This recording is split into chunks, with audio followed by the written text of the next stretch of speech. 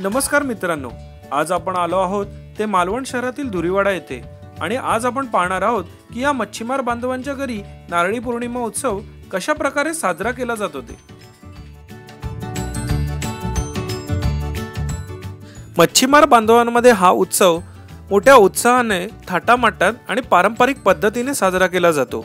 एका कलशामध्ये समुद्राचे पाणी घेऊन त्यावर आंब्याची पाने व नारळ ठेवून त्याचे पौर्णिमेपर्यंत घरातील सर्व व्यक्तींच्या हस्ते पूजन केले जाते। रोज नैवेद्य अर्पण केला जातो व संध्याकाळी आरती होते। नारळी पौर्णिमेच्या दिवशी घरी पूजलेला हा कलश दुपारी वाड्यातील श्रीकृष्ण मंदिरात आणला जातो। या ठिकाणी या कलशाची पुन्हा एकदा विधिवत पूजा केली जाते।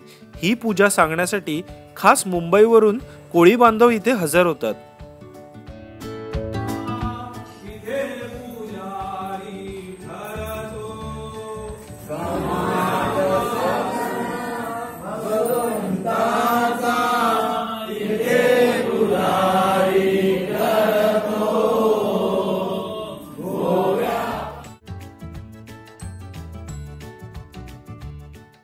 पूजा संपन्न झाल्यानंतर या कलशाची आरती केली जाते।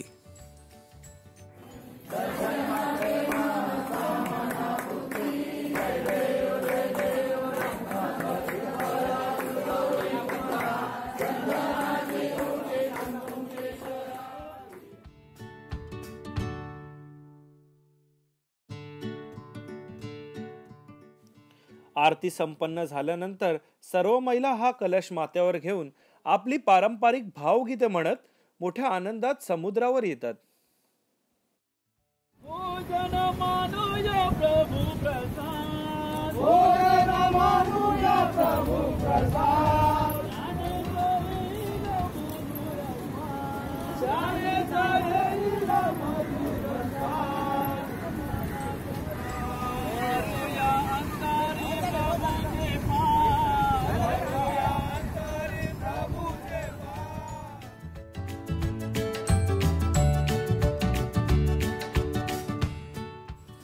समुद्रावर आल्यानंतर हे कलश एका ओळीत ठेवले जातात व पुन्हा एकदा या कलशाची आरती केली जाते।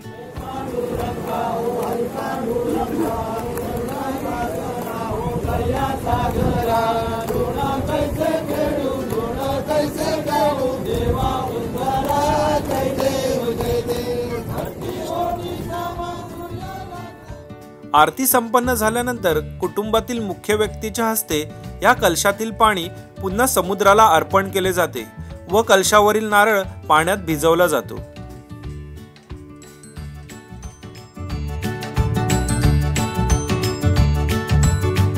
आणि त्यानंतर रंगतो तो नारळ लढवण्याचा खेळ।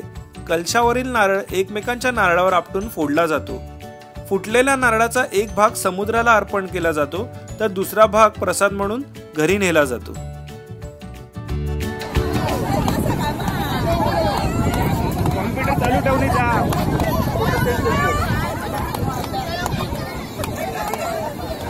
मित्रांनो, आता पाहिला आपण पारंपरिक नारळी पौर्णिमा उत्सव।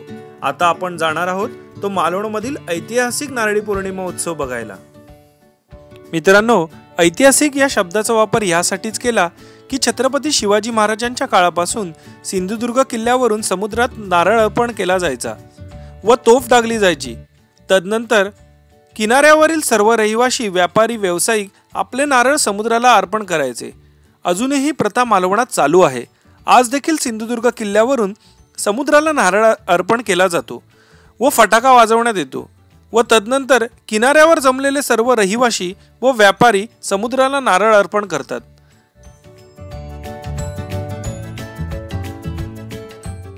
बंदर जेटी जवळील किनाऱ्यावर काही संस्था व मंडळांतर्फे जिल्हास्तरीय महिलांसाठी व पुरुषांसाठी कबड्डी स्पर्धा देखील भरवल्या जातात। या स्पर्धेत विजयी स्पर्धकांना भरघोस बक्षीसही दिली जातात।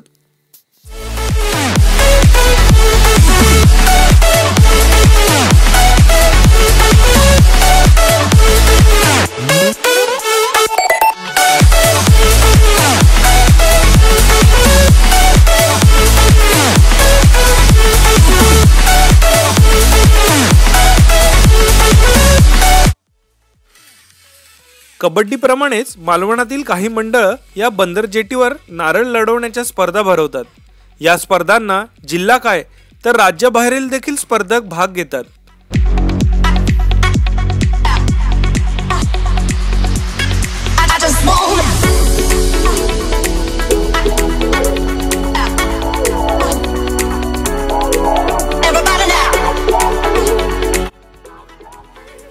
वर्षोनवर्षे चालत आलेला हा उत्सव असाच पुढे गुण्या गोविंदाने चालत राहू हीच समुद्र देवताला प्रार्थना। मित्रांनो, जर तुम्हाला हा व्हिडिओ आवडला असेल तर प्लीज लाईक आणि शेअर करा। जर तुम्ही नवीन असाल तर सबस्क्राइब करा आणि खाली दिलेली बेल आयकॉन प्रेस करा, जेणेकरून माझ्या नवीन व्हिडिओचे नोटिफिकेशन तुम्हाला मिळतील। तोपर्यंत बाय बाय, देव बरे करो।